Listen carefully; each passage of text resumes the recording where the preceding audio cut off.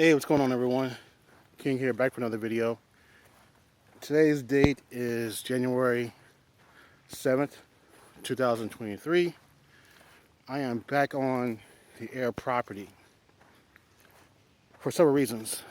One, I was supposed to meet with the forester for Heir's property, but due to the legal issues, we decided that was not a good idea to meet.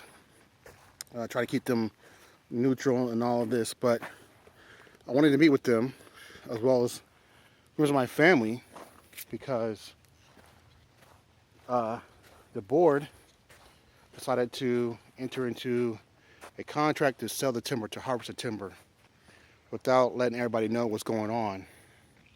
So I was going to have,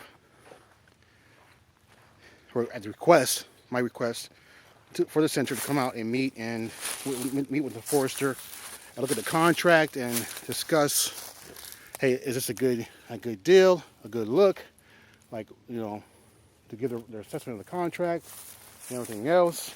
But again, decided against it. As you may have recalled, if you follow me from my last video, I was on the property. I've been studying up on Heir property laws, Heir property management, as well as forestry management, and even the laws dealing with that, the rules too. So I came out here to just basically, wanted the property, talk with family, and see what's going on with the property, as well as to mark the trees. You see, I have purple paint on the trees to indicate no trespassing, and it means to protect the property. Specifically protect where I'm standing now is where the old cemetery is.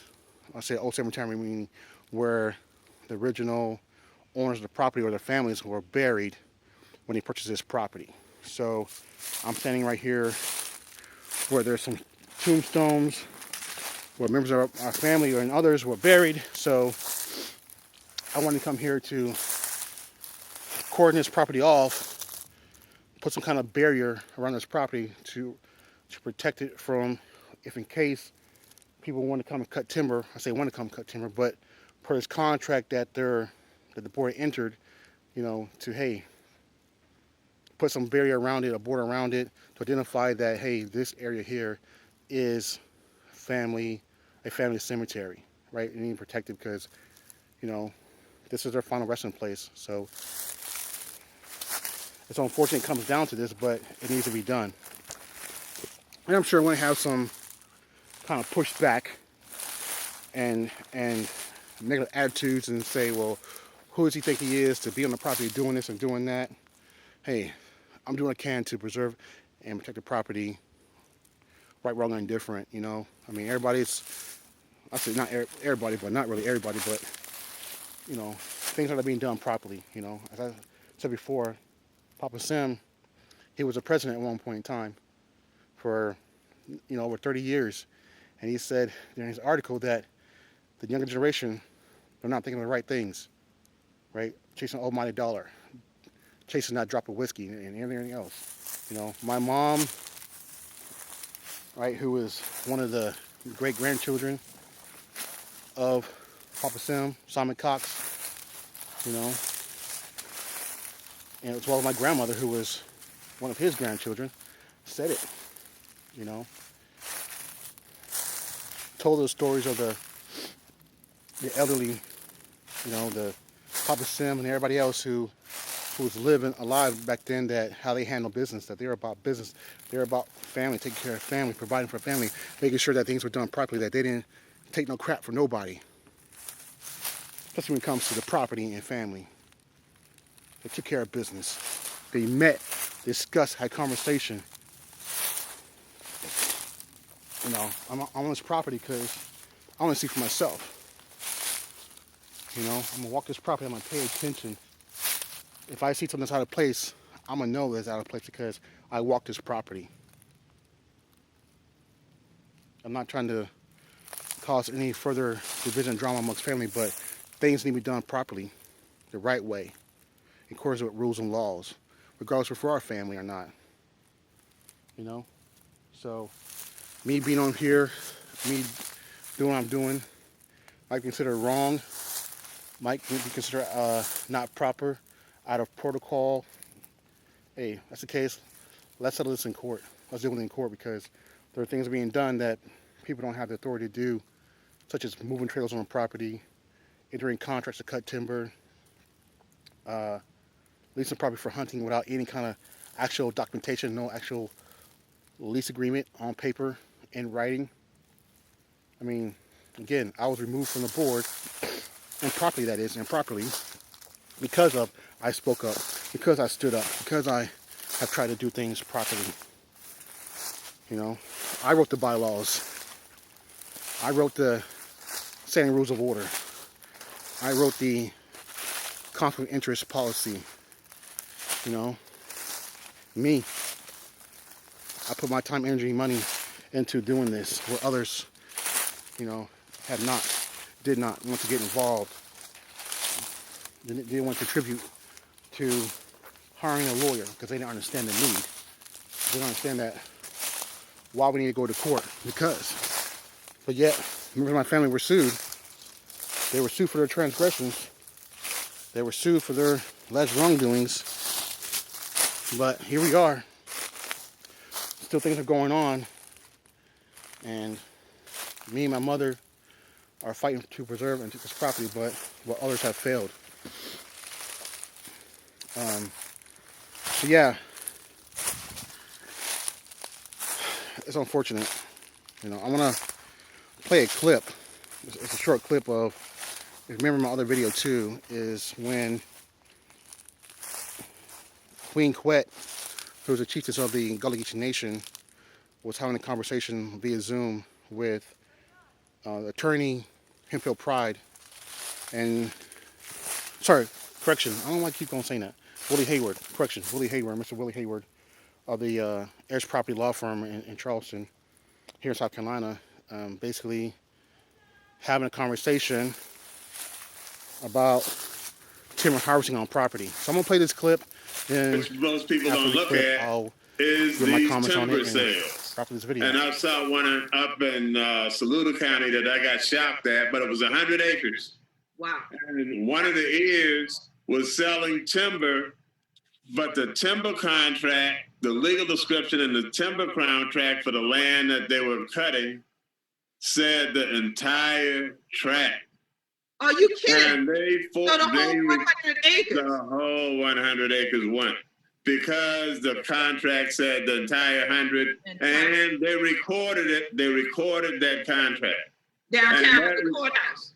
Correct. So that recording in itself says it's notice to everybody, to the public, because I'm recording it. You can go look it up and you can see. So I'm not trying to hide it. I'm not trying to put it on the table. It's open. It's open and it's public knowledge. Correct. I'm telling the public that I'm making claims to this property. So a lot of times, in heirs property cases especially, that trustee conveyance and this adverse possession has really caused people to have a better taste in their mouth. So, in the video, Mr. Willie Hayward told a story or experience with an heir to property into the contract for 10 acres. But how the contract read, that it was for the whole 100 acres. So the whole 100 acres was to be cut, was to be clear cut. And, you know, so people have to be smart on these contracts, have to read the contracts, have to know what they're signing, have to know what's in the contract. You know, and I wrote into the bylaws that the officers who sit on the board, right, board directors, any directors that sit on the board, any chairperson, as well as heirs, have to be smart on heir property rules and laws.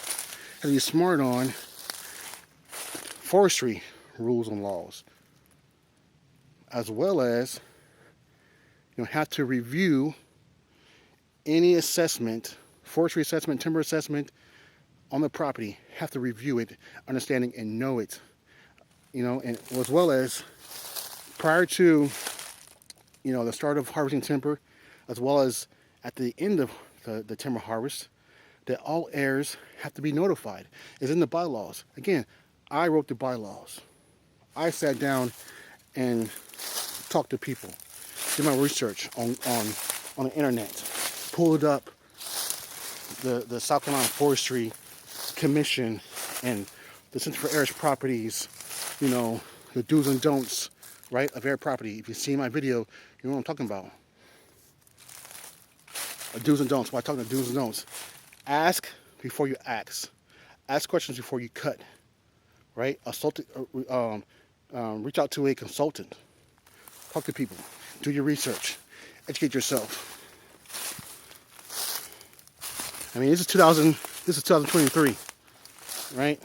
I mean, this is going on for the past 10 years now.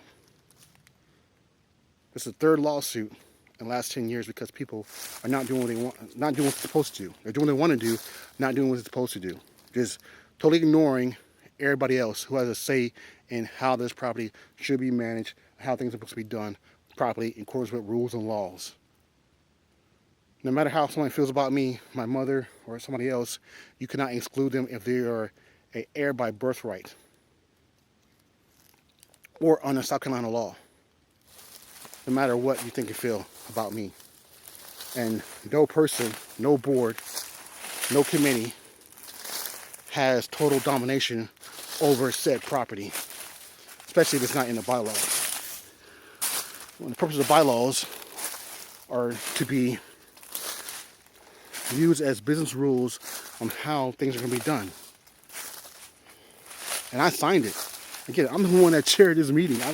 It's crazy that they removed me from office, right, improperly, because of me standing up and trying to do things right. But yet, there's people that took my family to court, doing what, this, not, and the third, ignoring the rules and laws, making false claims. And also, you can see another video where Queen Quet and, again, Mr. Willie Hayward, who's an attorney, talked about piercing the veil.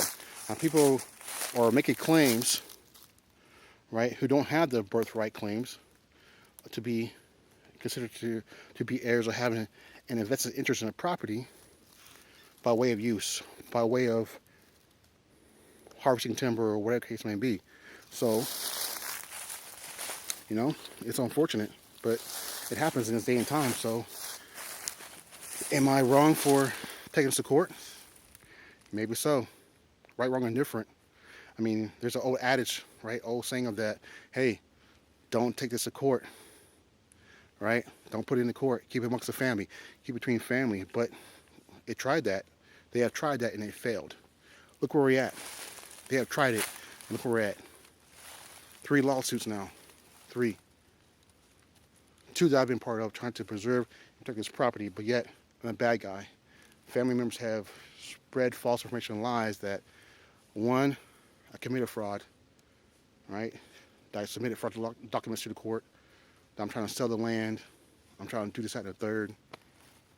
With no proof whatsoever, just running their mouth. Because I'm standing up for doing things right. And cousins know, people know, family members know what the truth is, but yet they have not come forward.